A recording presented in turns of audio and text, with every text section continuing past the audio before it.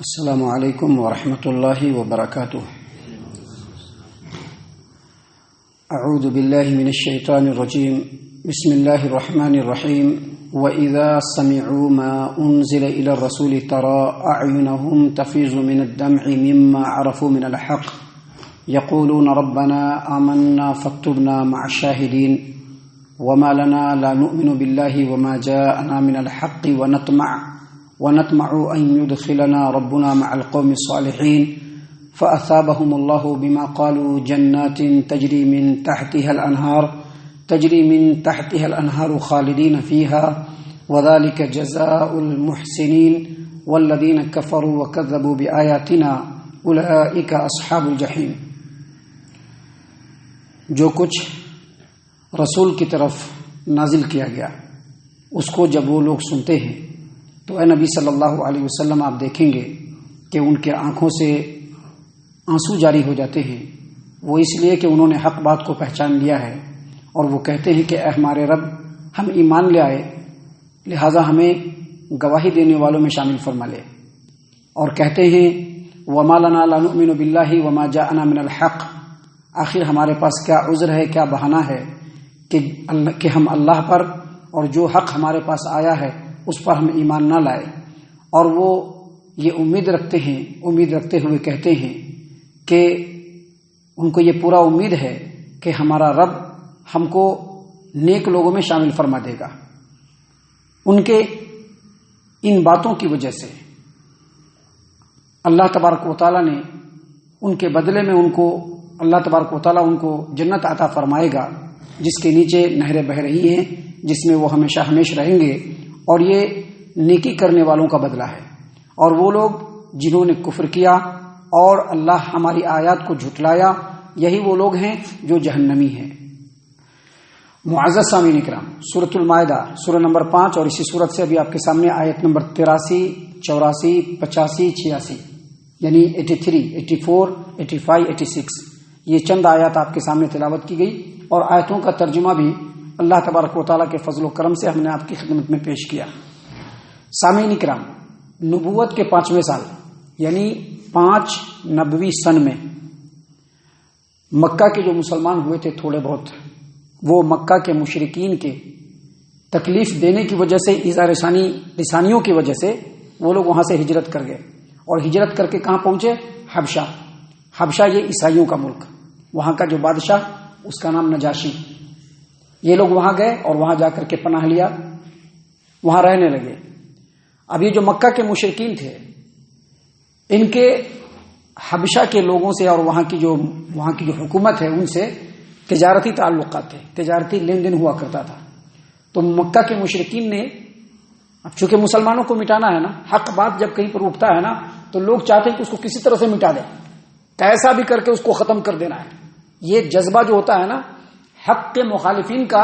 ہر دور میں دیکھا گیا ہے اور اس دور میں بھی تھا۔ اب یہ جو مٹھی بھر مسلمان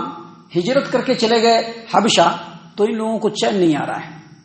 تو ان لوگوں نے ایک ڈیلیگیشن، ایک وفد بنایا اور وفد کو بھیج دیا حبشہ۔ وہاں گیا اور وہاں کے جو درباری لوگ ہیں ان سے ملے، اور مل کر کے ان کو اپنی بات بتائی، تحفے تحائف بھی دیے، اور کہا کہ کل جب ہم بادشاہ کے دربار میں اپنی بات رکھیں گے تو تم لوگ بھی میری بات کی تائید کر دینا، ہاں میں ہاں ملا دینا، سفارش کر دینا۔ بہرحال بات طے ہو گئی۔ کل ہو کر کے جب بات رکھنی ہے، جب بادشاہ کا دربار لگا، نجاشی جب آ کر کے تخت پہ بیٹھا جو بادشاہ تھا، تو اس وقت ان لوگوں کو بلایا گیا کہ مکہ سے کچھ لوگ آپ سے ملنے کے لیے آئے ہیں۔ یہ لوگ آئے اور کہا کہ ہمارے یہاں سے کچھ لوگ بھاگ کر کے آپ کے شہر میں پناہ لیے ہیں، ہم ان کی واپسی چاہتے ہیں، ان لوگوں کو دے دیجیے۔ لیکن نجاشی جو بادشاہ تھا وہ انصاف پسند تھا۔ انصاف پسندوں کی سب سے بڑی پہچان یہ ہوتی ہے کہ وہ کسی کے بولنے پر نہیں جاتے ہیں، وہ بات کے گہرائی کو سمجھتے ہیں، دونوں فریق کی بات کو سنتے ہیں، تب صحیح اور غلط کا فیصلہ کرتے ہیں۔ تو نجاشی بادشاہ یہ انصاف پسند تھا، اس نے کہا کہ تمہاری بات سن کر کے ہم کوئی فیصلہ نہیں کریں گے، جن کے بارے میں تم کہہ رہے ہو ان کی بات ہم سنیں گے اور اس کے بعد کوئی فیصلہ کریں گے۔ دربار ختم ہو گئی۔ کل کے ڈیٹ میں پھر دربار لگا تو مہاجر مسلمانوں کو بلایا گیا،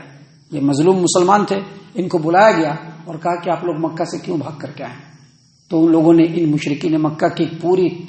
تکلیف پہنچانے کی داستان کو اور اپنے مظلوم ہونے کی داستان کو جب سنایا تو بادشاہ نے کہا کہ ٹھیک ہے، جب اس طرح کی بات ہے تو ہم ان لوگوں کو آپ کو واپس نہیں کر سکتے ہیں، ہماری طرف سے ان کو پوری اجازت ہے، پورا حق ہے کہ وہ یہاں رہے اور آپ جا سکتے ہیں۔ بہرحال جب ان لوگوں کو دیکھا کہ پہلے مرحلے میں کامیابی نہیں ملی تو پھر اس میں سے ایک آدمی کو ایک شیطانی خیال سوچ گیا۔ شیطانی خیال کیا سوچا؟ وہ جو بھی سوچا اس نے اپنے لوگوں کو کہا کہ کل ہم لوگ پھر دربار میں حاضر ہوں گے، اور حاضر ہو کر کے میں ایک ایسی بات کہوں گا کہ جس بات کو سن کر کے نجاشی اور جو عیسائی لوگ ہیں ان مسلمانوں کو یہاں سے کھدیڑ کر کے باہر کریں گے اور پھر ہم اپنے ساتھ لے کے جائیں گے۔ وہ بات کیا تھی؟ وہ بات یہ تھی کہ اس وقت پوری عیسائی دنیا میں اس وقت عیسیٰ علیہ الصلوۃ والسلام کے اللہ کا بیٹا ہونے کا عقیدہ بالکل رائج ہو چکا تھا، اور یہ جو قرآن کریم ہے جس کو لے کر کے مسلمان اٹھے، اس قرآن کریم میں جگہ بجگہ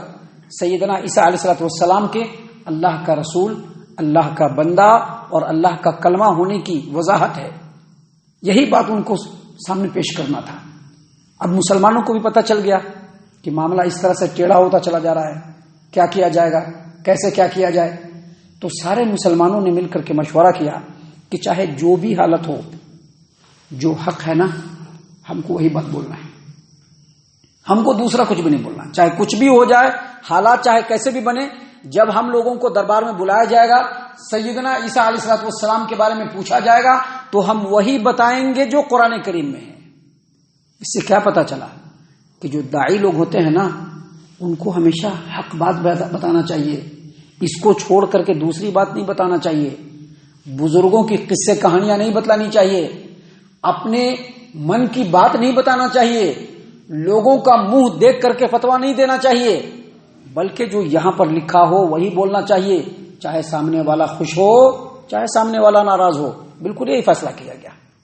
اور اس کام کے لیے سیدنا جعفر طیار رضی اللہ عنہ، جو علی ابن ابی طالب رضی اللہ عنہ کے بھائی، ان کو تیار کیا گیا کہ جب سوال ہوگا تمام سوالوں کے جوابات آپ کو ہی دینے ہیں۔ گئے کل ہو کر کے دربار میں حاضری ہوئی، کہا کہ آپ ان لوگوں سے ذرا پوچھئے کہ یہ لوگ سیدنا عیسیٰ علیہ الصلوۃ والسلام کے بارے میں کیا عقیدہ رکھتے ہیں، اور کچھ غلط باتیں بھی بیان کی۔ تو جواب میں سیدنا جعفر طیار رضی اللہ عنہ نے سورہ مریم کی وہ آیات تلاوت کی جس میں اس بات کی وضاحت ہے کہ سیدنا عیسیٰ علیہ الصلوۃ والسلام اللہ کے بندے،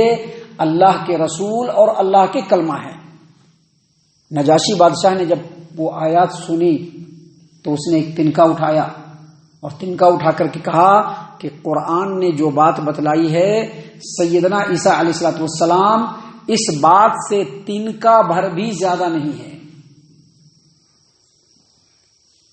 اس تبصرے سے درباری لوگ بھی برہم ہو گئے، کیونکہ وہ لوگ سیدنا عیسیٰ علیہ الصلوۃ والسلام کو اللہ کا بیٹا سمجھتے تھے، اور یہ جو مشرکین مکہ جو آئے تھے ان کے بھی تمام چالوں پہ اوس پڑ گئی، ان کے امیدوں پہ اوس پڑ گئی، اور ان لوگوں کو ذلیل و رسوا ہو کر کے وہاں سے جانا پڑا۔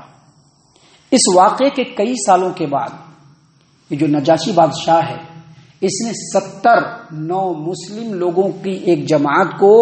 اپنے ملک سے مدینہ کی طرف بھیجا۔ یہ لوگ عیسائی تھے،